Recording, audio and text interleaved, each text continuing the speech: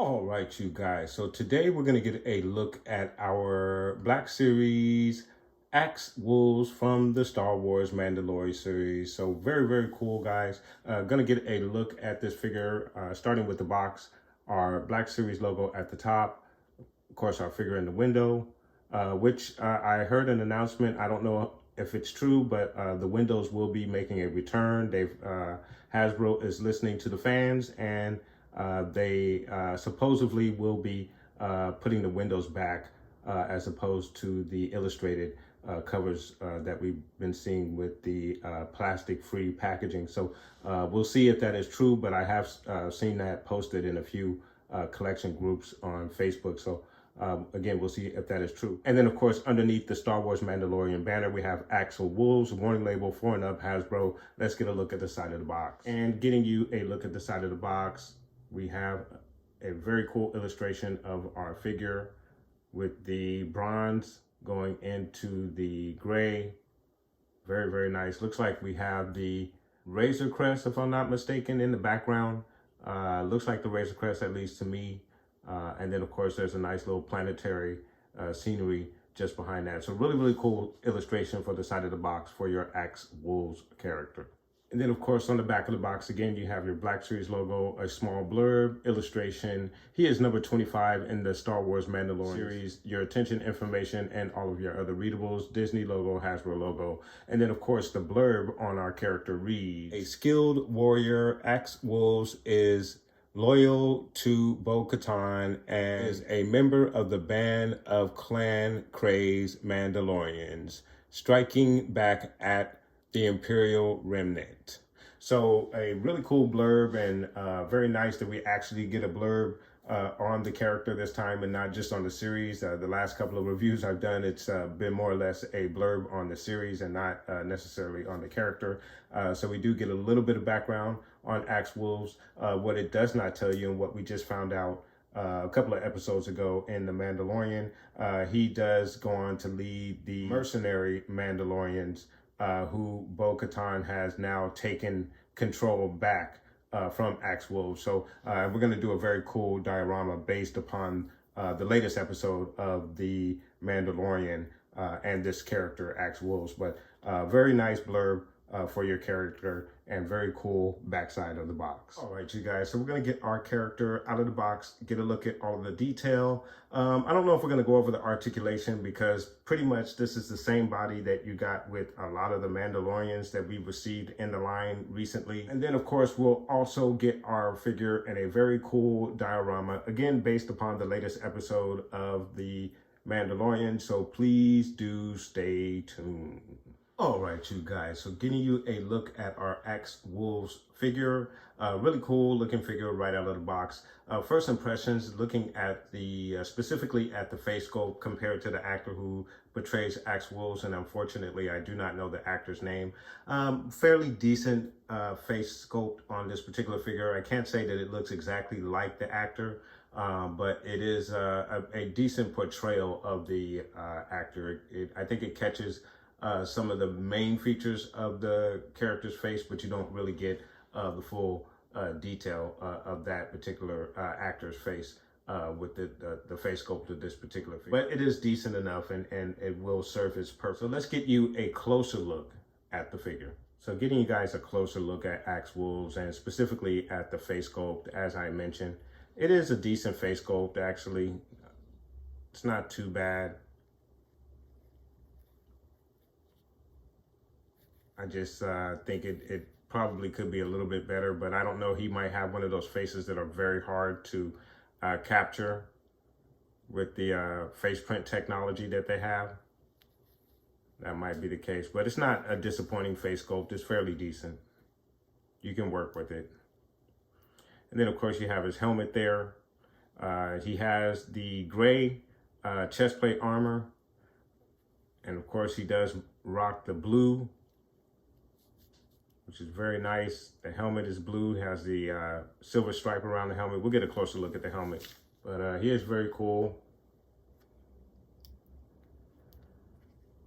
Of course, you do have the jetpack as well, with plenty of silver and blue, and you have the movable jet propulsion at the bottom there, which is very nice. You can adjust those. You have his holster. He only comes with one pistol. Usually you get two with these guys, but he comes with the one. And you can see his pistol here. Very nice, very similar to the ones that you would normally get with your Mandalorians, but this one is got a very dark, almost machine gun gray across the top, and then a silver to fulfill the bottom there. So not a bad looking weapon. Very, very nice, but nothing unusual from what we normally get, just a bit of a different color scheme. And then for the legs, the boots, again, some very good detail, little weathering on the thigh guards. So very, very nice. Again, a closer look at the helmet. Very nice little weathering on the front around the visor. Get some scrapes there. The antenna does move. It is articulated. Very nice all the way around. You have the black.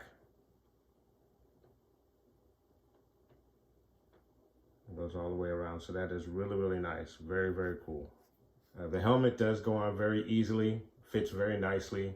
You don't have the chin sticking up from underneath, not too much anyway. So it is a very good fit. All right, you guys, and then getting you a comparison between your Mandalorian Loyalist, and then of course you have Axe Wolves, and then you also have the Death Watch Mandalorian right here.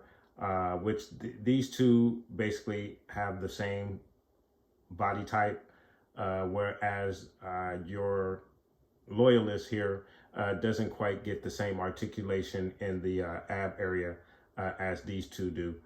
He's a bit limited in that ab area because how the chest plate is constructed versus these two guys. So you do have some differences between the body sculpts of some of the Mandalorians that we've received in the line thus far. So just a very cool display of some of the differences between some of the Mandalorians that we received in the 6-inch Black Series line, guys.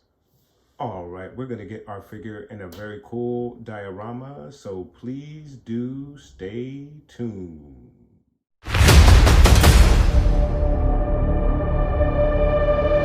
Have you come back to join the mercenaries?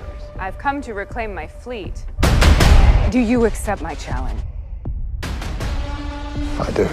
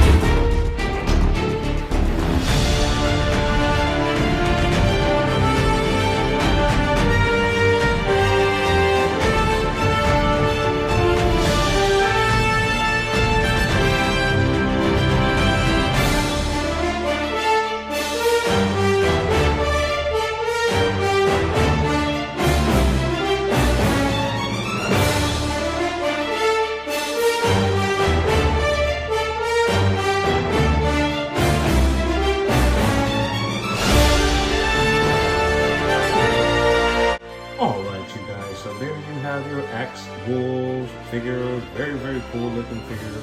Obviously the same body style as the Death Watch figure, but he is still cool nonetheless. And then of course, basically going off of the last episode where we do learn that he was the one leading the rogue mercenary Mandalorians, and of course his confrontation with Bo-Katan, as we just illustrated in our diorama, makes him a very significant character. And that's one of the reasons why I wanted to do this diorama here this weekend. So really, really cool figure, and I'm actually glad I added him to my collection. I just actually picked him up this week, right after the episode. I ordered him off of Amazon. He showed up 2 days later, and of course I decided to do this review here today on this figure. So guys, let me know what your thoughts are in regards to the Axe Wolves figure. Do you like this figure? Have you picked him up? And what do you think about this character as a whole? What is going to be his role going forward in this story of the Mandalorian? He most definitely will be taking a back seat to Bo-Katan. Will he be willing to take a back seat to Din Djarin? Din seems to be Bo-Katan's right hand at this moment, and Axe Wolves may feel as though that should be his position. So we could have a confrontation between Axe Wolves and the Mandalorian, Din Djarin, which would make him an even more interesting character, especially if he becomes an adversary of Din Djarin. So guys, let me know what your thoughts are. Put those comments down below. And I want to thank you guys so much for watching this review. Please like and subscribe. And of course, guys, from the Father to the Son to the Obi-Wan Force Ghost, may the Force be with you always.